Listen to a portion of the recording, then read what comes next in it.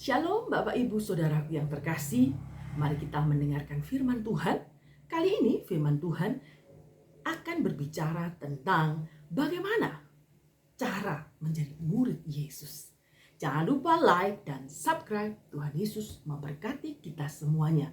Bapak Ibu Saudaraku, siapkan hati, pikiran kita supaya firman Tuhan dibentangkan, kita bisa mengambil keputusan yang tepat menjadi murid Yesus yang sesungguhnya atau hanya menjadi penggemar saja. Bapak Ibu Saudaraku, kita ambil dalam Matius pasal 4 ayat ke-18 sampai 22. Yesus memanggil murid-muridnya yang pertama. Dan ketika Yesus sedang berjalan menyusur danau Galilea, ia melihat dua orang bersaudara, yaitu Simon yang disebut Petrus dan Andreas saudaranya. Mereka sedang menebarkan jala di danau, sebab mereka adalah penjala ikan. Yesus berkata kepada mereka, "Mari ikutlah aku dan kamu akan menjadi penjala manusia." Lalu mereka pun segera meninggalkan jalannya dan mengikuti dia. Dan setelah Yesus pergi dari sana, dilihatnya dua orang bersaudara, yaitu Yakobus anak Zebedius dan Yohanes saudaranya. Bersama ayah mereka Zebedius sedang membereskan jala di dalam perahu. Dan mereka segera meninggalkan perahu serta ayahnya, lalu mengikuti dia. Bapak Ibu Saudaraku yang terkasih, hari ini kita akan berbicara khusus tentang menjadi murid Yesus. Apakah Anda tipe-tipe orang yang hanya menjadi pengikut Kristus saja, atau menjadi murid Yesus yang setia? Bapak Ibu Saudaraku, kalau melihat teks yang kita baca hari ini, akan ada suatu perbedaan rabi-rabi Yahudi dengan cara Yesus merekrut murid. Kalau pada zaman dahulu, rabi-rabi itu tidak mencari murid yang datang ke rabi-rabi. Murid datang untuk mendaftar, sedangkan Yesus itu berbeda. Yesus itu mencari murid. Inilah inisiatif Allah, itu selalu mencari yang hilang. Inisiatif Allah selalu ingin menyelamatkan manusia. Itu adalah Tuhan Yesus Kristus. Bapak Ibu Saudaraku yang kita hari ini perlu benar-benar mengerti bahwa seseorang murid kalau di zaman rabi-rabi hanya belajar dan belajar sampai selesai, sampai tamat, baru mereka bisa mengajar. Tetapi hidup mengikut Yesus, menjadi murid Yesus, itu berbeda dengan rabi-rabi saat itu pola mengajarnya. Kalau Yesus belajar langsung terjun pelayanan. Setelah itu belajar terjun pelayanan. Belajar terus terjun pelayanan. Berarti itu continue. Dari belajar langsung mengajar. Belajar mengajar. Berarti di sana kita butuh mendengar firman Tuhan, setelah itu butuh bantuan kuasa Roh Kudus untuk memberikan kita kemampuan untuk mengajar rekan-rekan kita. Tentunya yang memiliki kemampuan di bawah kita. Tidak mungkin kalau orang baru belajar langsung mengajar dosen, kan tidak mungkin ya Bapak Ibu Saudaraku. Ingat, pola pemuridan Yesus sejak awal, murid sudah belajar dan mengajar. Ya Bapak Ibu ya, sudah belajar dan mengajar. Mereka mengikuti Yesus kemana saja dia pergi, sekaligus membantu dia di dalam pelayanannya. Setiap pelayanannya keliling di Galilea itu berakhir, murid-murid langsung diutus ke berbagai tempat. Jadi dia menerima ilmu langsung ditransferkan. Menerima ilmu langsung dibagikan. Itu pola pengajaran Yesus. Jadi kalau ada anak-anak Tuhan sudah mendengar firman Tuhan bertahun-tahun lamanya, tapi tidak pernah bersaksi, tidak pernah mengajarkan firman Tuhan, saat orang lain tanya, "Oh gak tahu ya, aku bingung." Nah, ini bahaya, berarti bukan Kristen yang bertumbuh. Seorang murid yang baik, dia belajar dari gurunya, setelah itu mengajar orang lain. Kalau dia dirasa waktu di lapangan kurang mengerti, dia belajar lagi. Karena setiap hari harus selalu belajar dan mengajar supaya seimbang. Ya Bapak Ibu ya, kalau kita menjadi orang yang belajar tapi tidak pernah mengajar, akan menjadi orang Farisi yang hanya bisa mengecam saja tapi tidak bisa terjun ke lapangan secara langsung. Bapak Ibu, apa artinya menjadi murid Kristus? Teks ini mengajarkan dua hal penting. Di dalam pembacaan Matius 4 tadi, ayat 18 sampai 22, Yesus mengajarkan kita supaya menjadi murid Yesus. Itu artinya apa, Bapak Ibu? Mengikut Dia. Menjadi murid Yesus itu artinya mengikut Dia. Frasa mengikut aku itu secara hurufiah berarti datanglah sesudah aku. Itu artinya. Jadi datanglah sesudah aku. Seseorang murid akan mengikut gurunya kemana saja guru itu pergi. Mereka tinggal bersama-sama, memeluk ajarannya, meniru gaya hidupnya. Menjadi murid berarti selalu bersama supaya menjadi sama. Ya, Bapak Ibu ya, kita menjadi pengikut Kristus supaya sama seperti Kristus. Itu proses yang panjang, saya tahu. Kita akan belajar. Frasa ikutlah aku bukanlah sebuah undangan, Bapak Ibu. Yang perlu kita ingat hari-hari ini bahwa frasa ikutlah aku itu bukan berupa undangan, tapi bukan juga salah satu opsi di antara sekian banyak pilihan. Tetapi ini adalah perintah.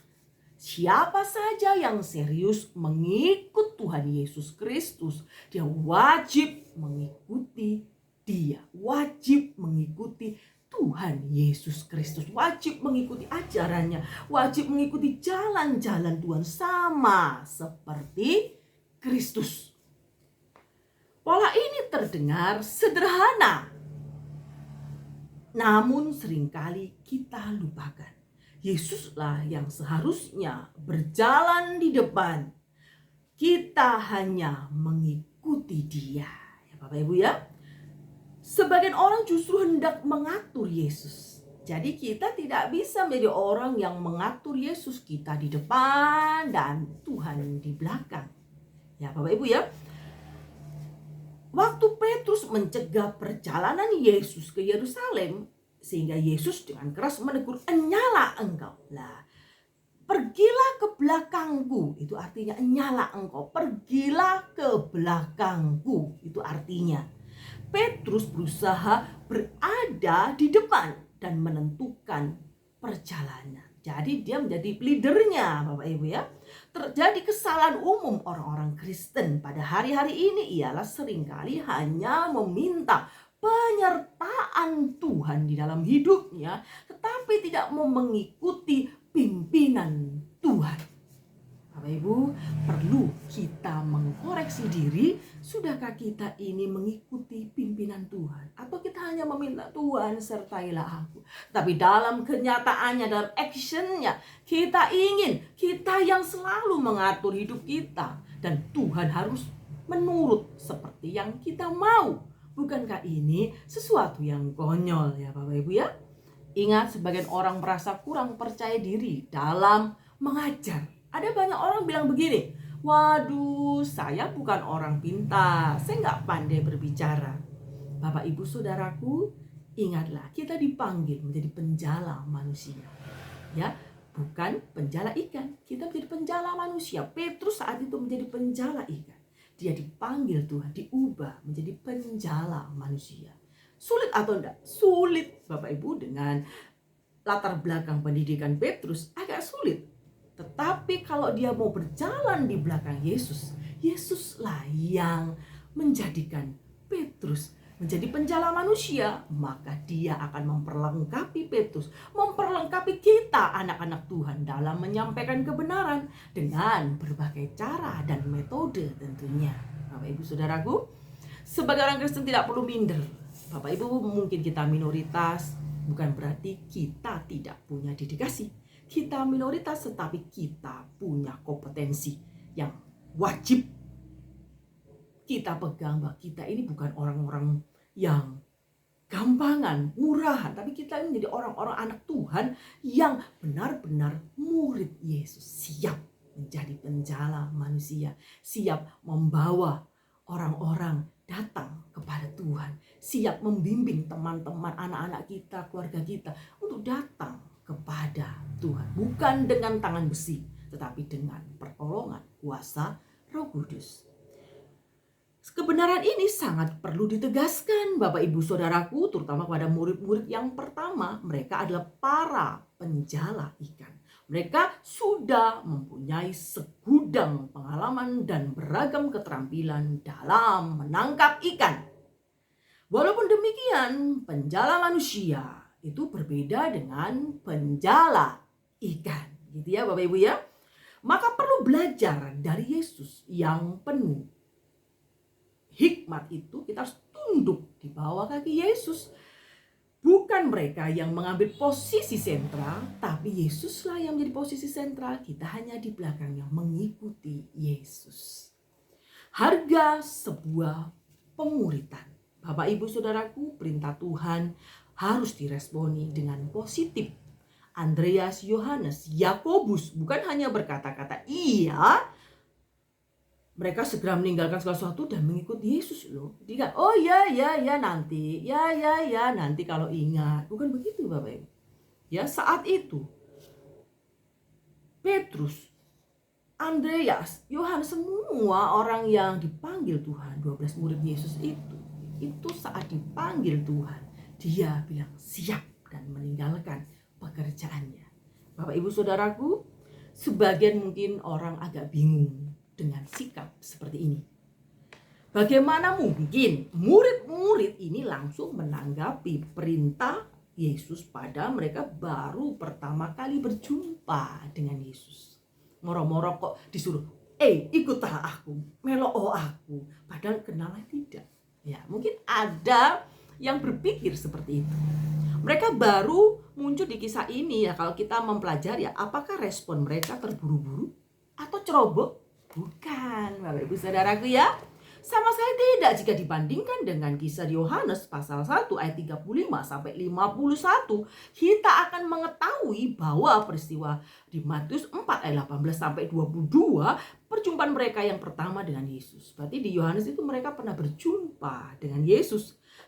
Sebelumnya mereka sudah pernah bertemu dan menyaksikan mujizat Yesus. Pada perjumpaan pertama tersebut, mereka belum mendapatkan panggilan dari Yesus Kristus. Jadi kisah Matius 4 ayat 18 sampai 22 itu merupakan tindak lanjut dari pertemuan sebelumnya. Tidak heran murid-murid langsung memberikan respon yang cepat, yang positif menanggapi panggilan Kristus.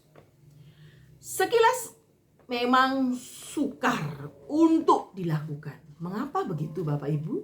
Karena ya, jika dilihat dari perspektif kuno, waktu itu respon tersebut sangat radikal ya Bapak Ibu. Kalau kita lihat mengikut Yesus berarti meninggalkan hal-hal yang lain, keluarga, pekerjaan, itu sangat berat ya Bapak Ibu ya.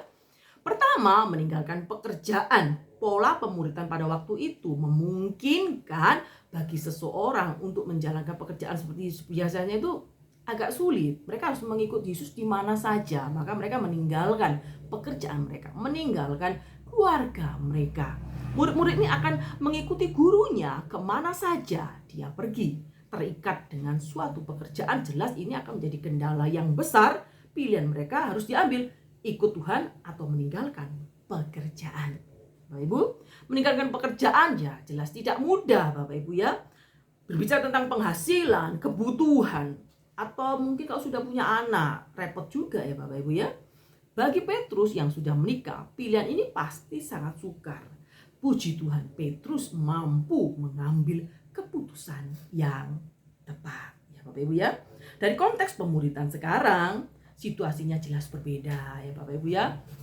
Kita di masa-masa yang sangat sulit ini, jangan sampai kita ceroboh karena ingin mengikuti Yesus, terus kita berhenti dari pekerjaan, langsung frontal jadi pendeta gitu ya. Kita perlu bergumul karena setiap panggilan itu mempunyai jalannya yang berbeda-beda ya Bapak Ibu Saudaraku. Kita perlu mengikuti Yesus secara fisik.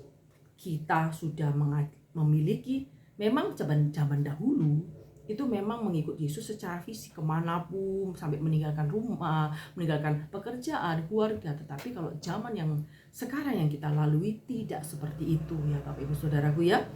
Kita memiliki ajaran-ajaran di dalam Kristus, di dalam Alkitab itu menuntut kita untuk mengikuti Dia. Ajaran-ajarannya itu yang diikuti, bukan berarti harus meninggalkan pekerjaan dan keluarga. Mungkin ada orang-orang tertentu yang mendapatkan panggilan khusus menjadi hamba-hamba Tuhan. Bapak Ibu ya, itu pun mempunyai proses yang panjang, gitu ya. Walaupun demikian, prinsip yang diajarkan tetap sama. Pemuritan lebih penting daripada pekerjaan, Bapak Ibu. Pemuritan lebih penting daripada pekerjaan. Jangan sampai karena pekerjaan kita melupakan proses menjadi murid Tuhan. Sebaliknya, pekerjaan itu harus menjadi salah satu proses pemuritan. Ya Bapak Ibu ya. Maksudnya kita belajar menerapkan sifat-sifat Kristus, ajaran-ajaran Kristus di dalam setiap pekerjaan kita, di dalam setiap profesi kita. Tidak semuanya harus menjadi pendeta, Bapak Ibu Saudaraku. Ada yang jadi guru, ada yang jadi supir, ada yang menjadi pengusaha dan sebagainya. Setiap orang punya profesi sendiri-sendiri dalam mencukupi kebutuhan keluarganya masing-masing. Itu sah-sah saja. Yang dimaksud di sini menjadi murid Yesus bukan meninggalkan pekerjaan, tetapi kita mengikuti ajaran-ajaran Yesus. Kita tahu bahwa sama seperti Kristus itu berarti kita mengikuti ajaran-ajaran Yesus, mengikuti sifat-sifat Yesus. Bagaimana kita bisa berdampak bagi orang lain yang belum mengenal Yesus. Murid Kristus harus siap memanggul salib. Kalau pengikut Kristus hanya menerima sesuatu yang enak-enak saja, penggemar. Kalau di dalam YouTuber misalnya, saya seorang konten kreator ya Bapak Ibu ya.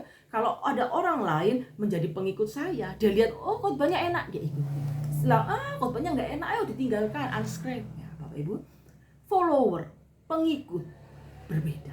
Kalau Anda hanya menjadi pengikut, maksud saya kalau Anda menjadi pengikut atau follower dengan menjadi murid itu berbeda maksud saya ya. Kalau Anda menjadi pengikut saja atau follower, Anda akan berpikir mengikut Tuhan itu yang indah-indah saja. Tetapi saat Anda menjadi murid Yesus, mau tidak mau, itu suatu kewajiban Anda, suatu perintah, Anda harus memikul salib setiap hari. Menderita bagi Kristus. Dalam arti di dalam setiap pekerjaan, keluarga, kita harus mengutamakan Yesus, bukan meninggalkan pekerjaan, tetapi mengutamakan pekerjaan Tuhan. Jadi Bapak Ibu menjadi guru, ya jangan lupa di tengah kesibukan menjadi guru, Anda harus meminta Tuhan memimpin Anda. Kiranya menjadi guru yang takut akan Tuhan, menjadi politisi misalnya, menjadi seorang pengusaha, itu pun kita harus membawa Kristus dalam hidup kita sehingga kita ini menjadi murid Kristus. Apapun keputusan kita, itu pedomannya adalah firman Tuhan. Bukan menjadi hanya pengikut saja. Kalau mengandung keuntungan besar, kita mau ikut.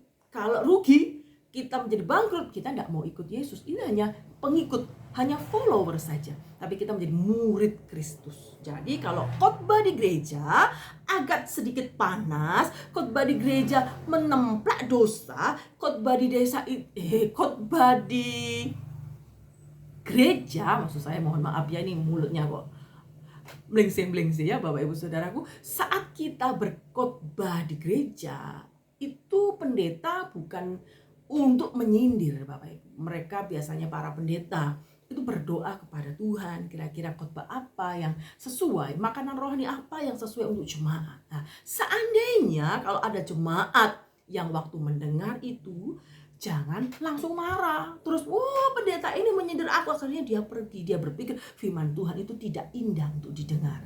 Kalau yang indah-indah saja Tuhan adalah gembalaku, semua bisa menjadi pengikut dan follower Tuhan Yesus. Tetapi pikul lakuk itu setiap hari memikul salib, wah ini sulit Bapak Ibu. Jadi orang akan cenderung, wah melok Yesus ternyata soro, ora enak. Akhirnya dia tidak menjadi murid, hanya pengikut saja. Kita menjadi murid Kristus harus sama seperti guru kita. Siapa guru kita? Yaitu Tuhan Yesus Kristus. Begitu ya Bapak Ibu Saudaraku. Kedua, meninggalkan keluarga. Kisah pemanggilan Yohanes dan Yakobus sedikit berbeda di sana. Ayah mereka yang bernama Zebedius turut disebutkan dalam kisah ini. Bersama ayah mereka ketika mereka mengiyakan panggilan Yesus, Alkitab menulis mereka segera meninggalkan perahu serta ayahnya. Apa yang dilakukan Petrus dan Andreas serta Yakobus, Yohanes sebenarnya sama. Dengan mengikut Yesus, mereka harus meninggalkan pekerjaan dan keluarga. Walaupun demikian, pemunculan Zebedius di ayat 21-22 menjadi sorotan lebih pada elemen tambahannya, yaitu keluarga. Poin yang ingin ditegaskan di sini, keutamaan Kristus atas keluarga, keutamaan Kristus atas pekerjaan. Bukan berarti kalau sudah menikah terus ditinggal geledak gitu ya. Jangan Bapak Ibu, anak-anak juga butuh makan. Jadi nggak boleh ayam misalnya, saya mendapatkan panggilan Kristus, saya mendapat penglihatan. Akhirnya anak-anak ditinggal semua, nggak dikasih makan. Nanti anak-anaknya menderita. Oh jangan Bapak Ibu ya. Kita mengutamakan Kristus dalam arti pekerjaan, kehidupan keluarga itu utamanya adalah Kristus, dan Kristus yang akan memimpin pekerjaan kita, yang akan memimpin keluarga kita. Gitu ya Bapak Ibu ya. Lepas dari panggilannya menjadi pendeta, itu punya proses sendiri yang secara khusus. Nggak semua orang dipanggil menjadi pendeta ya Bapak Ibu ya.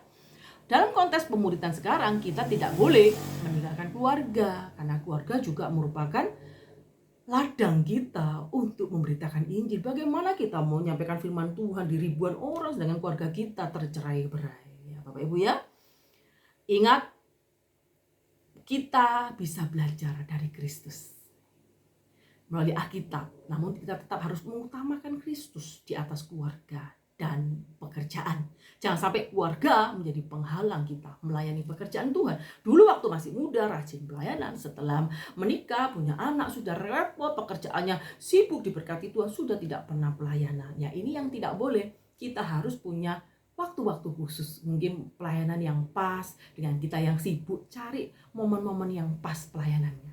Jadi cocoknya aku pelayanan di bidang ini, aku cocoknya pelayanan di bidang ini. Itu bergumul dengan Tuhan. Sehingga kita ini kalau sudah terjun dalam pelayanan, otomatis terkaitnya dengan Kristus itu lebih lekat. Daripada Anda hanya datang ke gereja, mendengarkan, setelah itu pulang.